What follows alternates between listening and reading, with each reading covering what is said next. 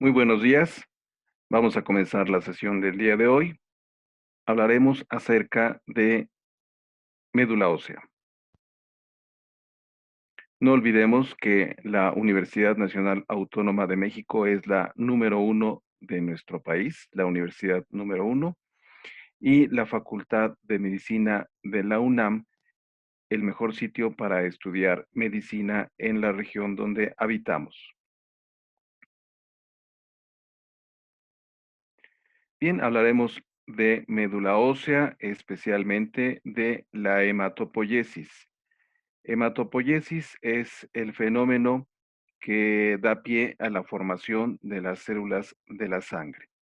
En primer término, en la etapa embrionaria, la hematopoiesis empieza en el saco vitelino a partir de la tercera semana de gestación.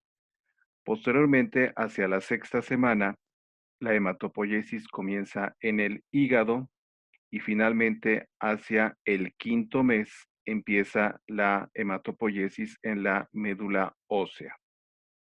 En el adulto, la hematopoiesis se lleva a cabo prácticamente solo en la médula ósea y en condiciones excepcionales, el hígado puede asumir alguna función hematopoyética, pero lo normal es que se lleve a cabo en la médula ósea. ¿Se pueden obtener muestras de médula ósea? Claro que sí. Se obtienen y se forman los frotis de médula ósea. ¿De dónde se pueden obtener? De la cresta ilíaca se puede puncionar y obtener médula ósea, también del esternón, particularmente a mí me da más seguridad tomar muestras de la cresta ilíaca que del esternón. Se punciona entonces la cresta ilíaca, se perfora hasta el sitio donde hay médula ósea, se aspira y se obtiene un líquido de color rojo, se parece a la sangre, pero cuando se hace el frotis, el extendido en la laminilla porta objetos, cuando se trata de muestra de médula ósea, se observan pequeños grumos en el extendido, a diferencia de lo que sucede cuando se hace un frotis de sangre periférica en donde no se observa ningún grumo. Aquí se ve entonces cómo se está tomando la muestra de médula ósea. Este líquido que está aquí es médula ósea y posteriormente se procede a formar o a hacer, mejor dicho, los frotis. Se ve esta coloración en el paciente porque se le aplicó isodine para hacer un lavado para que la región no se contamine y evitar que el paciente se infecte. Después entonces que se toma la muestra de médula ósea, se hace el frotis y aquí observamos microscopía fotónica de campo claro y este es un frotis de médula ósea normal.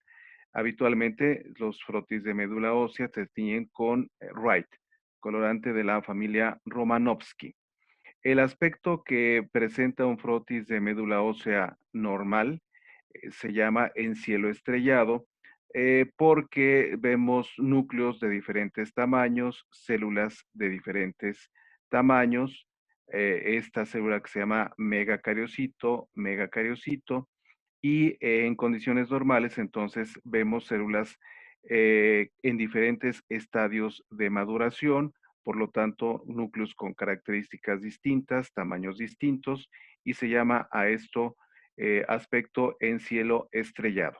A diferencia de cuando hay una patología, por ejemplo una leucemia, se observan muchos blastos y se observa entonces muchas células semejantes y parecidas, a diferencia de lo que pasa en el frotis de médula ósea normal, el aspecto en cielo estrellado y se puede identificar fácilmente de un frotis de sangre periférica porque aquí se ven claramente los megacariocitos, megacariocito, megacariocito, megacariocito.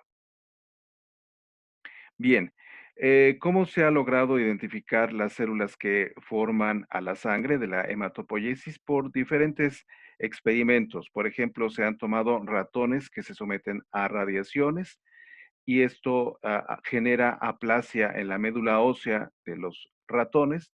Después se les inyecta extractos de médula ósea de otros ratones y se observa qué sucede. Y se observó que en el vaso de los ratones previamente irradiados y que luego se les inyecta extractos de médula ósea, se comienza a observar crecimiento de estructuras que recuerdan a las colonias bacterianas que crecen en medios de cultivo en las cajas de Petri.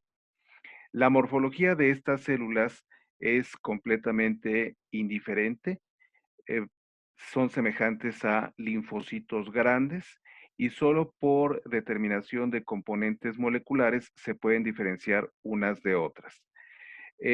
Como se observó que presentaban un aspecto semejante a colonias bacterianas, pero en el vaso, se les ha llamado unidades formadoras de colonias, que es a lo que se refiere esta abreviatura, unidad formadora de colonias.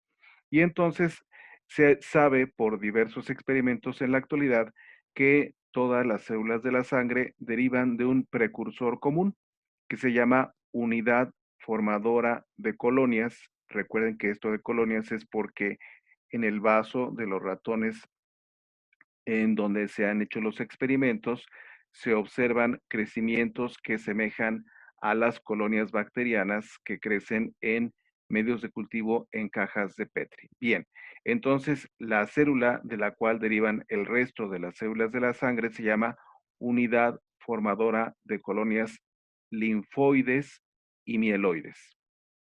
A partir de esta célula se diferencian dos células más, la unidad formadora de colonias linfoides, que dará origen a los linfocitos y de lo cual se hablará de manera más específica en la parte de linfoide, y da origen a otra célula que se llama unidad formadora de colonias mieloides.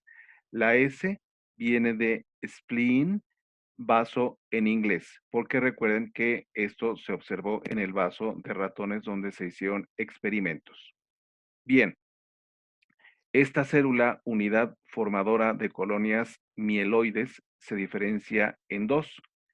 En la unidad, esta célula que se llama unidad formadora de colonias granulocíticas y monocíticas, y la célula que se llama unidad formadora de colonias eritroides y megacariocíticas.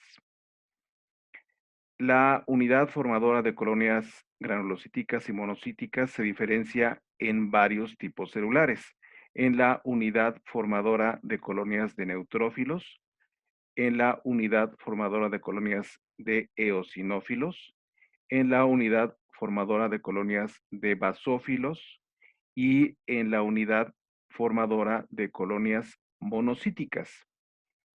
La unidad formada de colonias de neutrófilos da origen a los neutrófilos, la unidad formadora de colonias de eosinófilos da origen a los eosinófilos, la unidad formadora de colonias de basófilos da origen a los basófilos y la unidad formadora de colonias monocíticas dará origen a los monocitos. Esta célula que tenemos acá, la unidad formadora de colonias eritroides y megacariocíticas, se diferencia en dos células. Una de ellas es la unidad formadora de colonias megacariocíticas, que dará origen al megacarioplasto y finalmente el megacariocito, que al fragmentarse origina a las plaquetas. Y también esta célula se diferencia en la célula que se llama unidad formadora de brotes eritroides, la cual se diferencia a la célula que se llama unidad formadora de colonias eritroides y esta finalmente dará origen a los eritrocitos. Todas estas células que hemos explicado en este cuadro tienen una morfología inespecífica. Es decir, cuando se observa un frotis de médula ósea al microscopio fotónico, es imposible decir, estoy viendo una unidad formadora de colonias granulocíticas y monocíticas y ahora veo una unidad formadora de colonias megacariocíticas, ahora veo una unidad formadora de colonias linfoides. Eso no es posible porque su morfología es inespecífica y todas más bien parecen linfocitos grandes. De lo que hablaremos de ahora en adelante es de los blastos de la hematología clásica, es decir, células que sí se pueden identificar perfectamente a microscopía fotónica en un frotis de médula ósea. De lo que hablaremos más adelante, entonces, será de los blastos de la hematología clásica.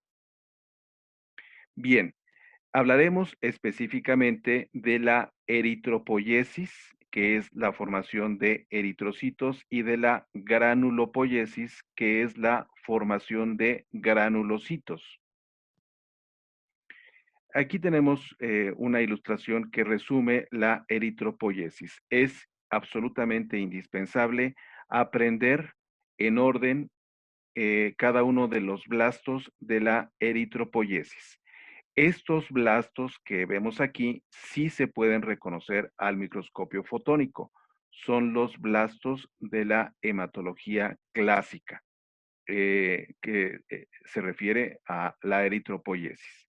En primer término tenemos el proeritroblasto, luego el eritroblasto basófilo, después el eritroblasto policromatófilo, luego el eritroblasto eosinófilo, también llamado normoblasto u ortocromático, luego un estadio que se denomina reticulocito y finalmente el eritrocito maduro. Eh, Tanto del eritroblasto basófilo como del eritroblasto policromatófilo hay dos generaciones, es decir, se pueden dividir eh, por mitosis. Pero a partir de la segunda generación del eritroblasto policromatófilo, ya no hay división celular, solo hay diferenciación. La célula, el ortocromático, se va diferenciando hasta que llega a diferenciarse a eritrocito maduro.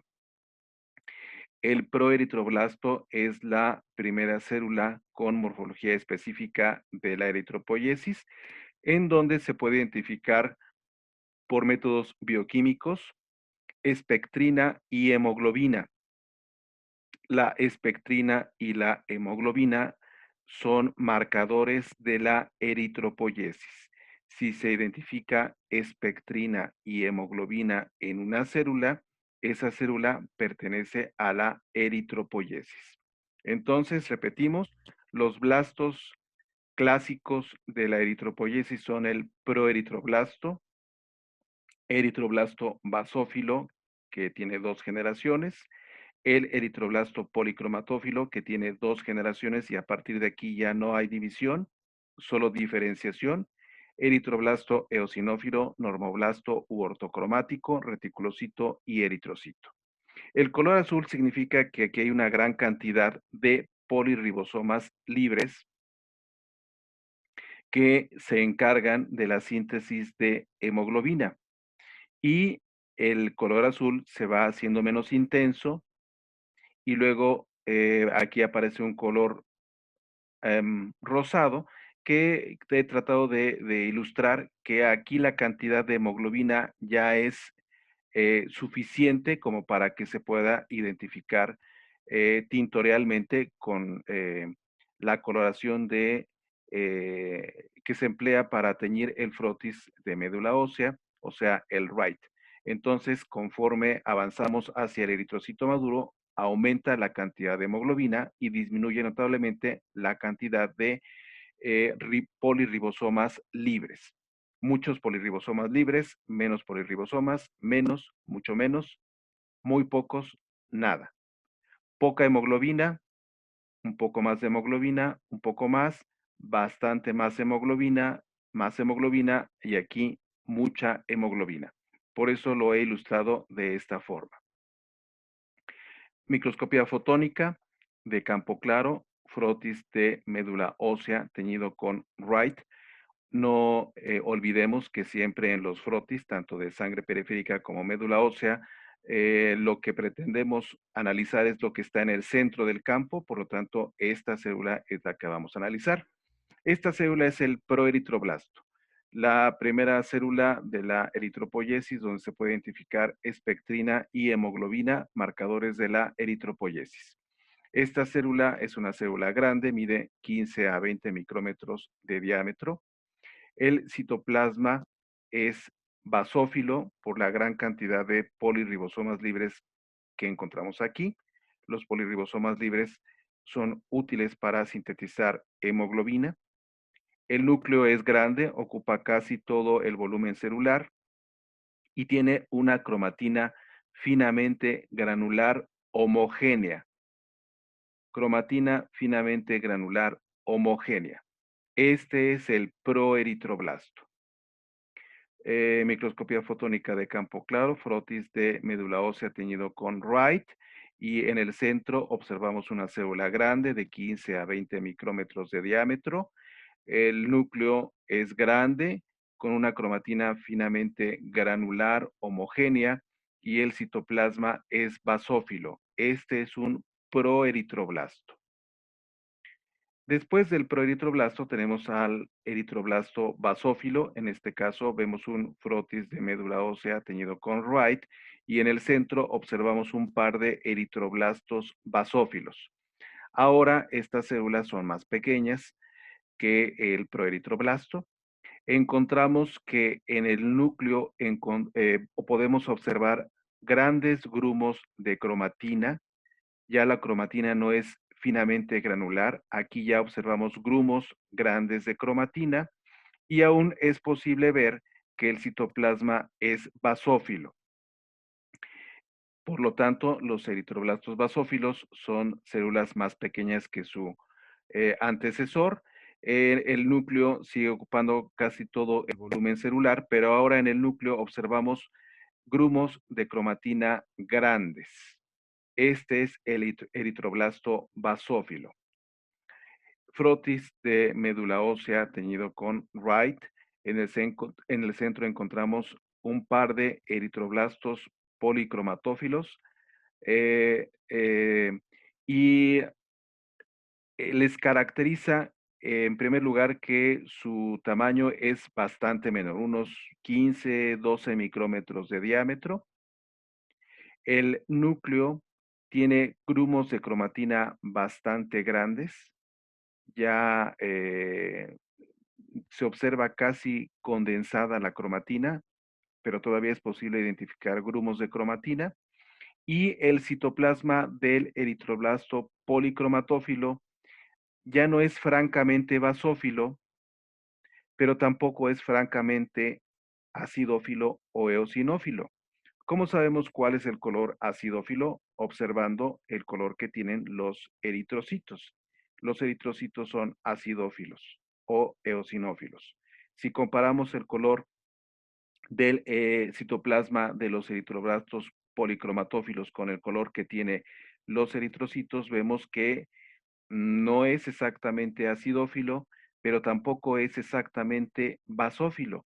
Esto sucede porque aquí ya hay una cantidad importante de hemoglobina que empieza a conferirle cierta acidofilia al citoplasma, aún no tanta como para que sea el color semejante al de los eritrocitos, pero ya es una cantidad importante.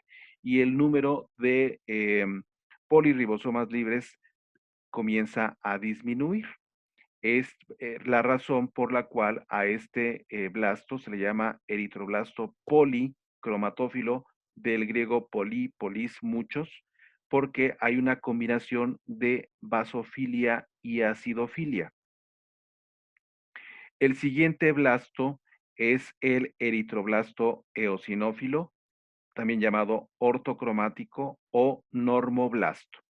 Esta es una célula, aquí vemos el frotis de médula ósea teñido con Wright, en el centro el eritroblasto eosinófilo, también llamado ortocromático o normoblasto. Vemos que la célula ya es más pequeña, mide unos 12 micrómetros de diámetro. Observamos que el núcleo presenta una cromatina completamente condensada, es un núcleo picnótico prácticamente, oscuro, y el color del citoplasma del ortocromático, normoblasto o eritroblasto eosinófilo es francamente muy parecido, prácticamente igual al color que tienen los eritrocitos maduros. Por eso es que el nombre de eritroblasto eosinófilo es muy acertado, porque su citoplasma es francamente eosinófilo. Entonces, aquí vemos un normoblasto, también llamado ortocromático, o el nombre que particularmente a mí me gusta más, eritroblasto eosinófilo. Eh, ¿Qué sucede en esta etapa de la eritropoyesis? Bueno, aquí observamos un frotis de médula ósea, pero con contraste de fases, lo identificas porque ves el halo claro alrededor de las estructuras. Pues sucede que el eritroblasto eosinófilo ortocromático o normoblasto expulsa el núcleo. Aquí vemos el momento exacto cuando este normoblasto está expulsando el núcleo. Esta es una fotomicrografía que tomó el doctor Joaquín Carrillo, quien fue jefe de nuestro departamento hace ya varios años. Eh, Tuvo la paciencia necesaria para observar y fotografiar el momento exacto en que se está expulsando el núcleo. Y entonces, ¿qué sucede después? En la eritropoyesis, bueno, sucede que se ha perdido el núcleo y estas células se puede observar en ellas, si se usa una técnica especial, una pequeña red dentro de su citoplasma. Pequeña red en una célula, pues a estas células se les llama reticulocitos. Pero esto sucede solo si se usa una técnica especial. De manera natural no se observa esta pequeña red dentro de estas células. Solo se observa cuando se usa un colorante que se llama azul brillante de crecilo. Si se emplea azul brillante de crecilo en los normoblastos que han expulsado el núcleo, el azul brillante de crecilo genera que los escasos polirribosomas libres que aún quedan dentro de estas células se condensen y entonces aparezcan como una pequeña red. De ahí el nombre de reticulocitos. Pero en realidad esto es un artefacto porque el azul brillante de crecilo condiciona que se precipiten los polirribosomas libres. De manera normal no se precipitan, solo si se usa azul brillante de crecilo, y al precipitarse, entonces los observamos estas células con una red dentro y se les llama reticulocitos. Por eso es que el reticulocito es un artefacto. Cuando quieras que el laboratorio te reporte reticulocitos, debes solicitarlos para que el laboratorio emplee la técnica con azul brillante de crecilo y se puedan evidenciar. De otra manera, no se van a observar. Frotis de médula ósea y observamos aquí en el centro una célula que presenta una pequeña red en el interior como consecuencia de que los escasos polirribosomas libres que quedaban se han precipitado y esto es consecuencia de que se empleó azul brillante de crecilo. Por lo tanto, esta célula se llama reticulocito. Los reticulocitos son interesantes desde el punto de vista clínico para los médicos que atienden pacientes porque se puede calcular el índice de reticulocitos. Y entonces, si el índice de reticulocitos que se ha calculado es menor a 2%, esto traduce producción inadecuada de eritrocitos, que la médula ósea es insuficiente en su producción. Pero si el índice de reticulocitos es mayor a 2%, esto significa que hay destrucción aumentada de eritrocitos o bien pérdida de eritrocitos, ya sea que haya hemólisis o bien pérdida de eritrocitos, por ejemplo, a través de hemorragias crónicas del tracto digestivo, tracto respiratorio o tracto urinario. Esta es la fórmula para calcular el índice de reticulocitos. Es una división. En el numerador está el porcentaje de reticulocitos. El laboratorio reporta a los reticulocitos en porcentaje, entonces se toma el porcentaje, se multiplica por la división del hematocrito del paciente entre 45 y todo esto se divide entre un factor de corrección. El factor de corrección se determina de acuerdo al hematocrito del paciente. Si el paciente tiene hematocrito entre 41 a 50%, el factor de corrección es 1. Si el hematocrito es entre 30 y 40%, factor de corrección 1.5. Si el hematocrito está entre 20 y 39%, el factor de corrección es 2. Y si el hematocrito está entre 10 y 19%, el factor de corrección es 2.5. Y finalmente, frotis de sangre periférica teñido con Wright y lo que vemos son eritrocitos maduros. Bien, tómense un descanso de 10 minutos y continuamos. Muy bien, continuamos entonces.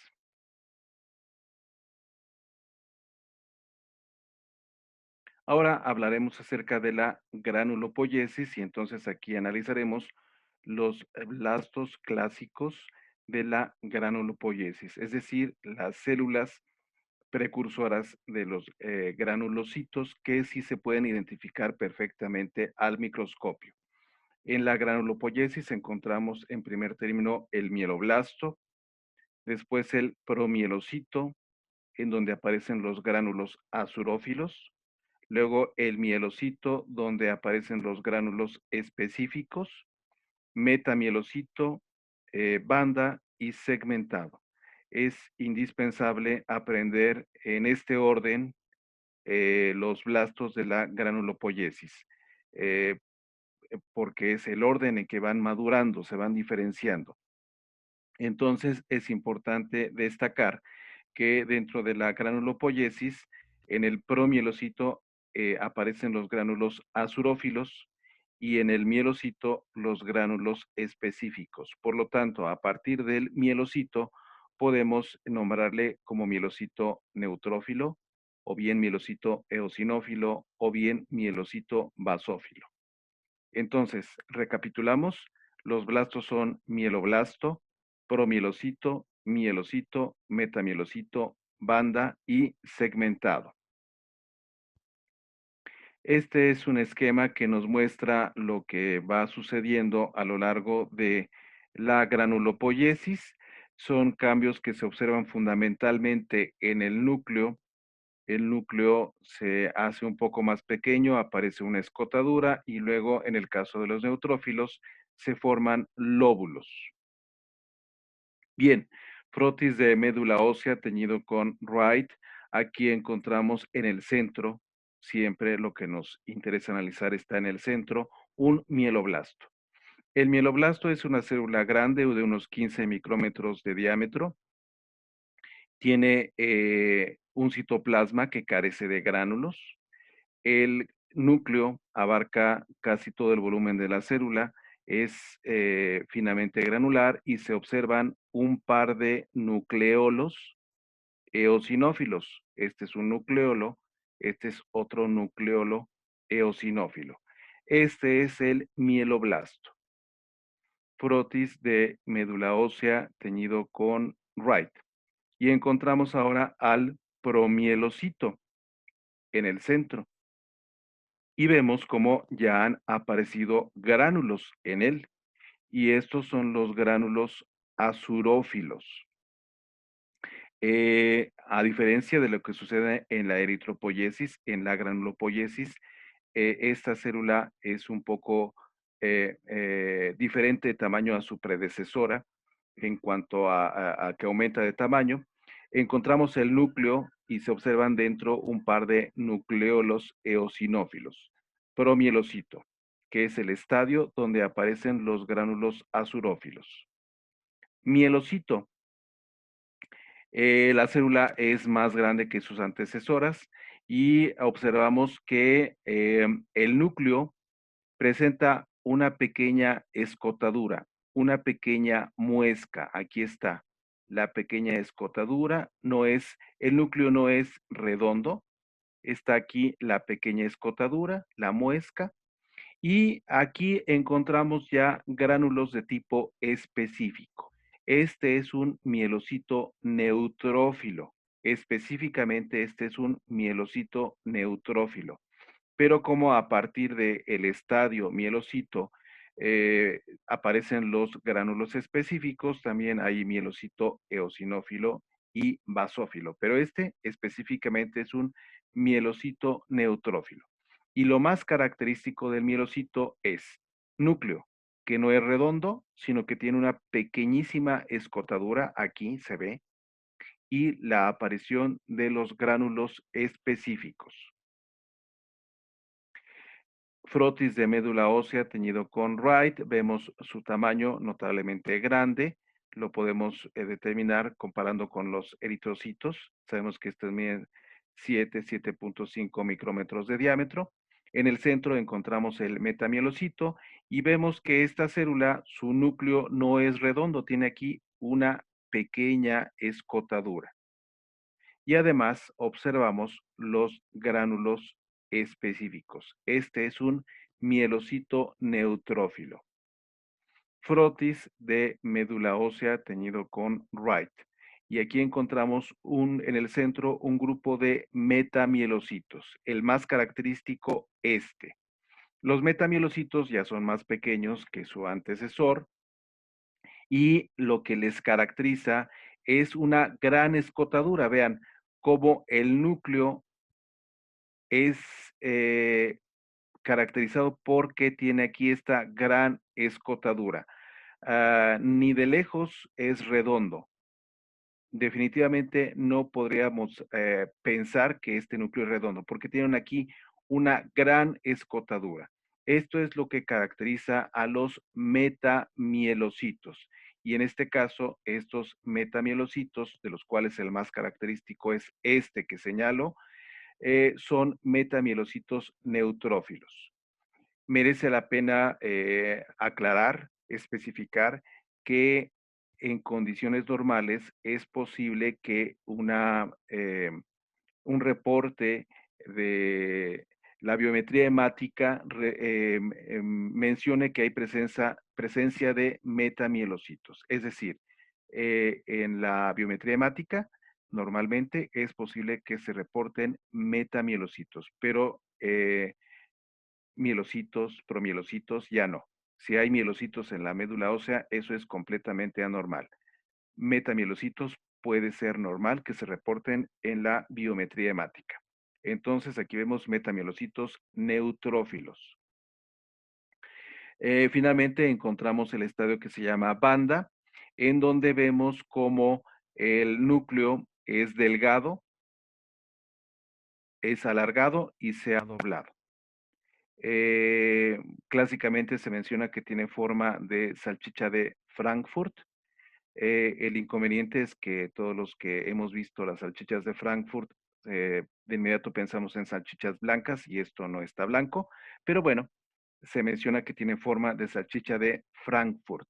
El núcleo es largo, adelgazado y se ha doblado.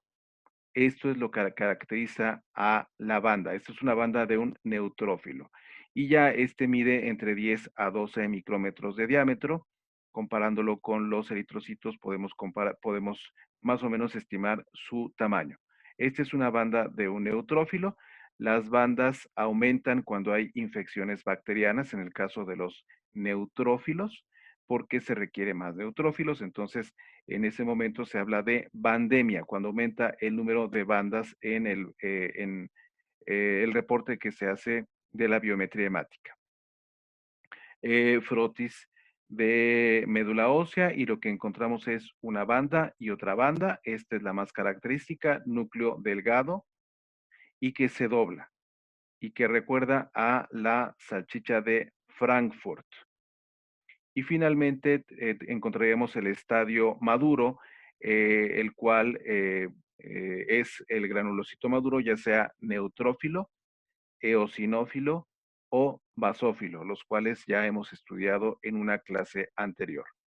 Este es un frotis de médula ósea teñido con Wright y lo que encontramos en el centro es un megacariocito, el cual se formó a partir del megacardioblasto y este se formó o se diferenció, mejor dicho, a partir de la unidad formadora de colonias megacariocíticas. Bueno, entonces el antecesor del megacariocito es el megacardioblasto. Y tú ya sabes que el megacariocito es una célula poliploide y que al fragmentarse origina a las plaquetas. Frotis de sangre periférica teñido con Wright, y aquí vemos plaquetas, granulómera y alómera. Esto ya lo analizamos en una clase anterior. Megacariocito, frotis de médula ósea teñido con Wright, y vemos el megacariocito, su núcleo poliploide, y al fragmentarse el citoplasma del megacariocito se originan las plaquetas que vemos aquí. Plaquetas, plaquetas, plaquetas. Frotis de médula ósea teñido con Wright y el típico aspecto de cielo estrellado, células con diferentes tamaños, los núcleos de diferentes formas, aquí hay una banda, etcétera, etcétera. Esto es el aspecto normal. Y fácilmente puedes identificar un frotis de médula ósea porque puedes identificar al megacariocito. Esto que está aquí es un megacariocito, por lo tanto, prácticamente sin lugar a dudas, estamos viendo un frotis de médula ósea. Frotis de una estructura sanguínea teñido con Wright, pero cuando vemos el megacarocito, de inmediato se nos quita la duda y entonces identificamos que es un frotis de médula ósea teñido con Wright. Vemos el típico aspecto en cielo estrellado, por lo tanto concluimos que es un frotis de médula ósea completamente normal. Y hasta aquí entonces el tema de hematopoiesis de médula ósea. Bien, espero que haya sido todo comprendido con claridad. Muy bien, pues nos vemos entonces hasta la próxima.